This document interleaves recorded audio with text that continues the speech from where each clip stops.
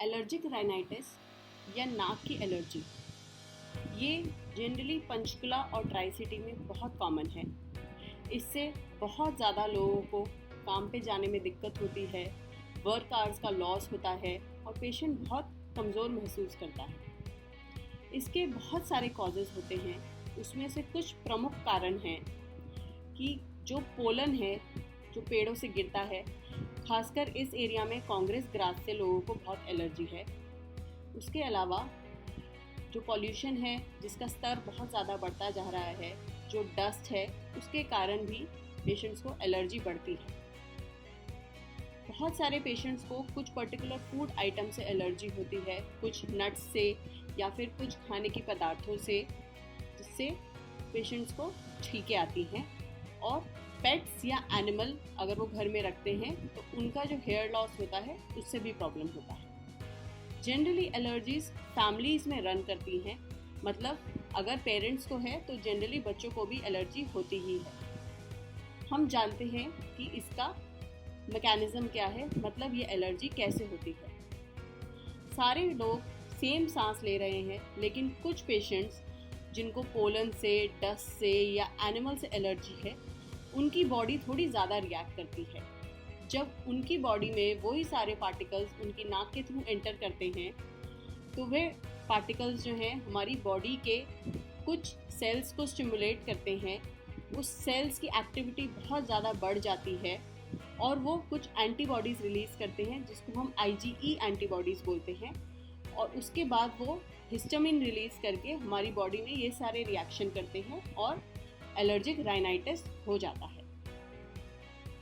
अब हम जानते हैं कि इसके सिम्टम्स क्या होते हैं। अक्सर पेशेंट हमारे पास आते हैं कि उनको नाक बंद लग रहा है, नाक बहुत भरा भरा लगता है और नाक हमेशा बहता रहता है। उसके अलावा बहुत बार पेशेंट्स की आँखों के प्रॉब्लम होते हैं, जैसे आँखों से पानी आना, आँखों में खुजली होना, आँखों का लाल हो जाना और आँखों के अंदर इरिटेशन होना।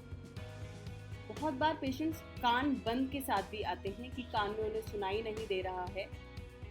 और छींकें आना बहुत कॉमन सिम्टम है। अक्सर पेशेंट कहते हैं जैसे ही पंखा चलता है या AC के सामने जाते हैं तो उनको छींकें आने लगती हैं। उनकी नाक या तो आगे से या नाक का रेशा गले के पीछे बहता रहता है। बहुत सारे पेशेंट्स को कभी कभी सांस लेने में दिक्कत भी होती है और एलर्जी के साथ साथ पेशेंट्स को कभी कभी अस्थमा भी होता है। ये पेशेंट्स जब परेशान होकर डॉक्टर के पास जाते हैं तो इसका डायग्नोसिस कैसे बनाया जाता है। डॉक्टर्स पेशेंट से हिस्ट्री लेते हैं, मतलब पेशेंट से पता करते हैं कि ये प्रॉब्लम उनको कब होती है, कौन से सीज़न में होती है, किस जगह पे होती है। बहुत बार हमको एग्रावेटिंग फैक्टर्स मिलते हैं जिससे हमको पता चल जाता है कि पेशेंट को किसी पर्टिकुलर चीज़ से एलर्जी है और उसको अवॉइड किया जा सकता है। एग्जामिन करके देखा जाता है कि नाक के अंदर एलर्जी वाले चेंजेस और गले के अंदर एलर्जी वाले चेंजेस तो नहीं हैं, नाक में कोई मास तो नहीं बढ़ रहा। ब्लड टेस्ट जैसे कि इयोसिनोफिल काउंट और IgE लेवल्स ये करा के भी देखा जाता है कि पेशेंट की एलर्जी कितनी ज़्यादा है। कुछ पेशेंट्स में स्किन प्रिक टेस्ट करके ये देखा जाता है कि पेशेंट को किस चीज़ से एलर्जी है और कितनी एलर्जी है। एलर्जी टेस्ट भी एक होता है जिसके अंदर बहुत सारे फूड आइटम्स और एनवायरमेंटल एजेंट्स से एलर्जी टेस्ट करी जाती है। और अगर नाक में पॉलिप हो या नाक में मांस बढ़ा हुआ हो तो कभी कभी CT स्कैन या MRI भी करके देखा जाता है उसका एक्सटेंट देखने के लिए। एलर्जी की ट्रीटमेंट में ये जानना बहुत ज़रूरी है कि एलर्जी का एक्चुअली कोई परमानेंट ट्रीटमेंट नहीं है। एलर्जी के ट्रीटमेंट के लिए सबसे इम्पॉर्टेंट है कि जिस भी चीज़ से आपको एलर्जी है उसको अवॉइड करें। जिस फूल पत्ती से आपको प्रॉब्लम है या जिस खाने के आइटम से प्रॉब्लम है उसे अवॉइड करें। नियमित रूप से ब्रीदिंग एक्सरसाइजेस करें, प्राणायाम करें, अनुलोम विलोम करें और योगा करें। इससे बहुत बार पेशेंट्स की allergies and breathing problems and asthmas जो हैं वो कम हो जाते हैं। इनफैक्ट योगा में जो जल नीति या नेज़ल वॉशिंग वो लोग बोलते हैं वो भी हम लोग एडवोकेट करते हैं, लेकिन सूत्र नीति हम लोग मना करते हैं। बहुत बार डॉक्टर्स जो हैं एंटी एलर्जिक मेडिकेशन देते हैं जैसे कि सेट्रिजिन और लोराटिडिन। ये पेशेंट्स को काफ़ी बार नियमित रूप से लेने पड़ते हैं।